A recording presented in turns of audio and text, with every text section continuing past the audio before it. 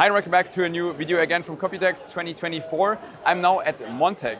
Personally, I have never built in a Montech case, but these products, honestly, they're looking very promising. The quality looks very, very good, and especially the pricing. I've seen it multiple times on some of my friends' YouTube, such as Ben's Hardware, and now it's also time for me to check it out, have a first look on the Montech cases. It's time to experience the epic performance and computing power of Hetzner's dedicated GPU server GEX44. It houses a heavy-duty NVIDIA RTX 4000 SFF 8th generation graphics card with 20 GB of GDDR6 ECC GPU memory, which makes it an ideal and affordable option for use of trained AI models. The Intel Core i5-13500 CPU with HT and virtualization also features 6 performance cores and 8 efficiency cores, which makes this server even more special. 2 speedy 1.92TB Generation 3 data center NVMe SSDs plus 64 GB of DDR4 memory complete this powerhouse. Hetzner is well known for their extraordinary price-performance ratio and operates several hundred thousands of servers in their own high-tech data centers in Germany and Finland, which makes them GDPR compliant. Click on the link below and find out more about Hetzner's dedicated GPU server. We're starting with the HS01 case. And with Montech, I will heavily focus on the price because that's also what their message is. They are trying to make products that are very price-performance oriented. This case starts at $99 US. Obviously, might differ on your country if you have some kind of VAT, so that might go on top. What is always included in their cases are the fans, and that's something I find pretty cool. They don't have multiple versions, so it's not as confusing as with other case brands. With this one, you would see those RGB fans included, and I will ask them to remove the glass panel in a second, because the interior of this case is pretty special. Pretty unique, and honestly I'm not so sure how easy and how universal it is to build in that case. Might run into some compatibility issues. And now that the glass panel is removed, we can take a look inside and see the structure a little bit more clearly. What they did is they had some kind of chambers for everything, so that's pretty similar to the H7 Flow on the bottom, so you can have a fan sitting in here, which is cool. That is cool what you can do for the fans. Then again, for the motherboard, you can see this is heavily oriented on BTF or Project Zero motherboards. And there I would need some feedback from you, how many people are actually going to use those backside connector motherboards. Because I think I have the impression a lot of case vendors are heavily focusing on these types of motherboards right now, but I'm not sure how realistic this is, how many people and how many systems are really going to be built with that type of cable management system. Because if you're not going to use that, I think it's going to make it much more difficult. I mean, apart from that this is pretty limited when it comes to the motherboard size, you can take out this part on the bottom if you want to, if you need more space on the bottom for ATX. Like this is for micro ATX, I think, size-wise. If you want to go for ATX, you just take out that shield. But still, you could be running into compatibility issues or like problems with the wiring. That's also because this is kind of a dual chamber case, even though it's not really dual chamber because everything is heavily perforated.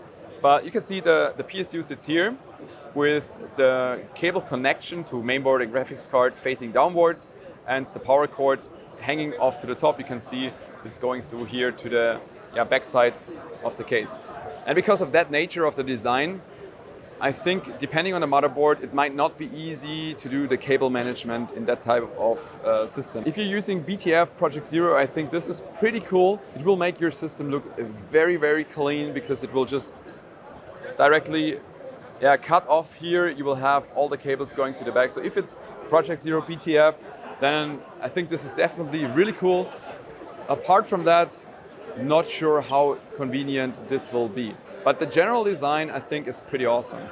Now in the black version, you might be able to see it a little bit better because in here, you can see the back of the 24-pin connector. You can still see the pins. You can also see that the PSU ends here. So there's only a little space left here to route the cables through, especially if you would have to run the cables from the GPU through and also the 24-pin. That might not be as convenient, but for BTF or Project Zero, it looks very, very clean. We're continuing with the XR series. On the left, the normal XR, and on the right, the XR Mesh. Again, the cases come with the fans included. So for XR Mesh, you can see 3 RGB fans in the front, 1 RGB fan in the back. And yeah, I'm totally blown away by the price. That it's possible to make a case for this price with that quality It's insane. Look at this, 64 US dollar. That is for the version on the left with glass front panel, glass side panel, and the XR mesh on the right is 68. I mean, come on, it's 4 US dollar price difference. But I mean, I checked the case in detail, opened it up, checked the edges, everything is smooth, painting is very high quality, especially in times when price performance is playing a much bigger role for a lot of people. I'm happy to see that you can get such a high quality looking product for such an insane price. Yeah, that is definitely one of my highlights here so far.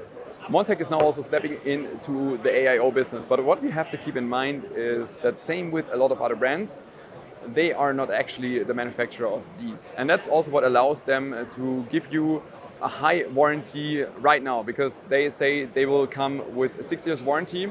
And that's mainly because they utilize a factory that has a lot of experience. They come out of the same factory as the Li&Li AiOs, which makes it also interesting in a way which also makes it interesting when you compare price performance, because I think they should have the same pump. They're pretty much the same radiator, so probably only the fans are different. So yeah, performance-wise, probably not a huge difference, but it will be a big difference when it comes to pricing.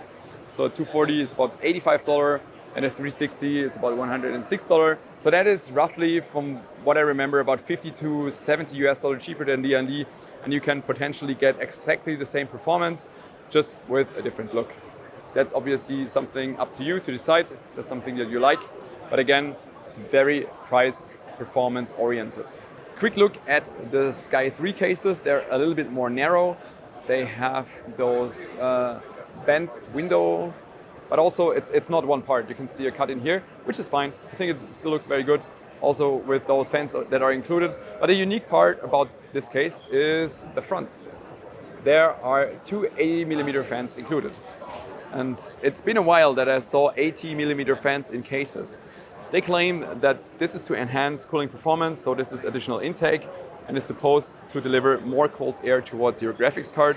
And according to Montech, this is lowering temperature of the graphics card by about 1 to 2 degrees Celsius. I'm not quite sure how much difference this makes to the traditional way of having fans in the bottom and then delivering fresh and cold air towards the graphics card, but I like to see new approaches and something new, so it's not like the same thing that everybody else is doing, and especially keeping price performance in mind.